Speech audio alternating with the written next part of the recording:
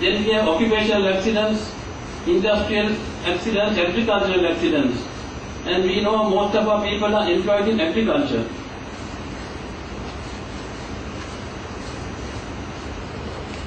And these are some of the accidents in the agricultural sector that we see. And these we may not see in the urban areas. Most of them are rural, especially trap gun injuries. There are injuries caused by animals, injuries caused by machinery and faults.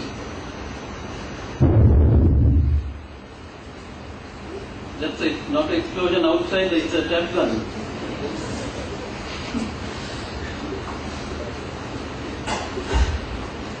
Trap guns are basic primitive guns made by the farmers in chain cultivators.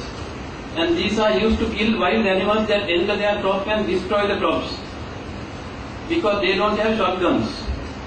And these trap guns are used by people mainly in areas like the Jayewardenapura area, Jayewardenapura, Kodonnagua, Ratnapura, Matara, Gaul, Hampansota, those remote areas. And people get injured. The people who manufacture these trap guns may get injured, and the people who are passing that cord, can you see a cord? Anyone who touches that cord will have an injury, because the gun will explode, the trigger will fall and the gun will explode. And this is a man setting a trap gun.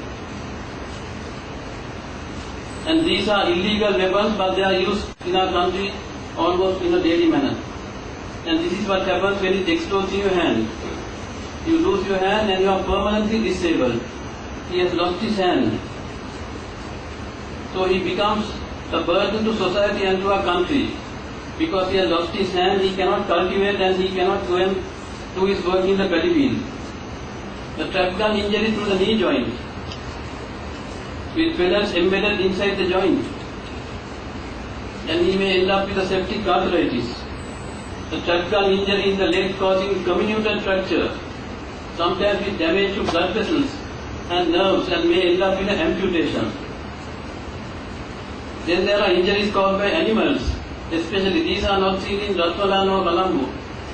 These are seen only in remote areas.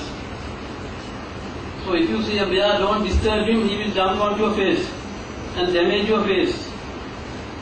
You can see facial injuries, e-scalping injuries, got by a bull, a buffalo, with evisceration. This is another dangerous machine that is used by the farmers of our country. And this machine, can you see a fan connected by another fan belt to a machine of what is called a landmaster, and it has no protective cover. And this machine is used to winnow the paddy grain, and that is what they do with this machine. And if they get too close, they will get injured. They will lose their hand. Another preventable accident. Then we have patients coming after injury with burns, with burn injuries, and most of them are from remote rural areas where they do not have electricity. Kerosene oil bottle lamp. There are others who have electrical burns, burns by LP gas, bomb explosions. Sometimes we see today, then corrosive acids are thrown at people. This is the kerosene oil bottle lamp. And 40% of the victims are due to this bottle lamp, which topples and the whole area catches fire, and anyone close to that bottle lamp will have burn injuries. And last year there were over 15,000 admissions due to burns in Sri Lanka, and out of that 280 died.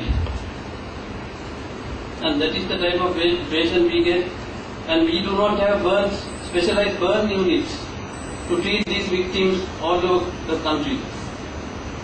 And this is the same bottle lamp which was devised by a surgeon, one Dr. Jayewardenapura, with a heavy base and a screw cap, so that if it topples, the kerosene does not come out. So it is a good idea. Until we have rural electrification programs, this is the bottle lamp that can be used by these people. Then we have stab injuries, especially after influence of liquor, common during the New Year season. And this is a rare incident where he was stabbed and the person who stabbed him could not take it out. The knife could not be pulled out. So he referred the patient to me to pull it out.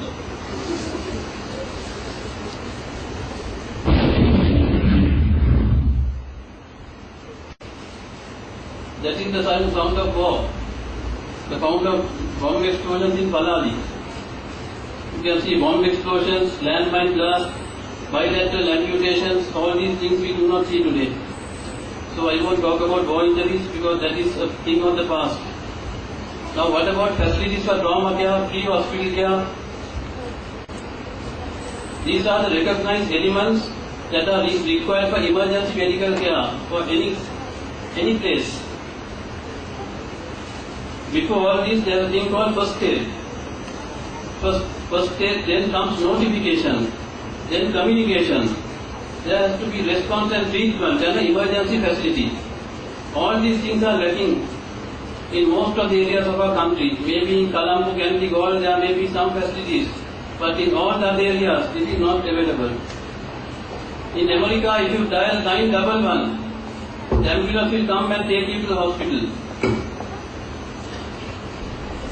So trauma care, what are the facilities? We have different types of hospitals, teaching hospitals, provincial base, the trauma center available only at accident service. And in most of the other places, the trauma center is a surgical ward. But majority of them lack the multidisciplinary approach. And this is another problem in Sri Lanka where different people treat fractures, especially in rural areas. And that is the type of fraction that is applied in the village. So prevention is better than cure, and that we know for any condition. And have a look at this fan. Another fan on a bicycle taken from one pedicule to another.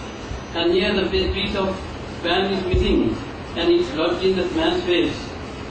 That's also preventable if he had a cover for that. And that is the piece of fan that was taken out. He recovered and he went back to the same job. Lack of first aid. You can see a small injury over the groin, damage to the partial damage to the femoral artery. No one tried to control the bleeding and he died of blood loss. So it's a major problem in Sri Lanka. It is the commonest cause of admissions to hospitals and the number of victims is increasing annually. Therefore it must be recognized as a national problem, and a national problem must have a national policy and a political will to change for the better. So what can we do? First of all, we must recognize trauma as a disease like any other condition. And therefore we have so many other things to improve with regard to trauma. Health education, preventive programs, help victims, first aid, trained paramedics, all that must be done. And first of all, we must have a good database on trauma. Then we need to pay compensation insurance. So I would recommend the setting up of a specialized institute called the National Trauma Institute, a central organization to control all aspects of trauma and research. And this is, I think, urgently required in Sri Lanka, because today there is no common center or organized place to talk about trauma, collect data, give directions. There is nothing like that. And this is how it can function. The National Trauma Institute with input from civil as well as military, and that can control all aspects of trauma. You can see trauma prevention all controlled by the National Trauma Institute. And this is what they did in America and able to control trauma at least to some extent. And I believe that KGU with its very powerful political backing can play a vital role. And I hope this message will be conveyed to those higher up. Otherwise my time is wasted. And it has been my pleasure to come here, and I have given talks on trauma for the last 10 years, but nothing has changed. I hope at least after this lecture something will change, and I am sure the Dean of the faculty will take the message to someone at the top. Thank you very much.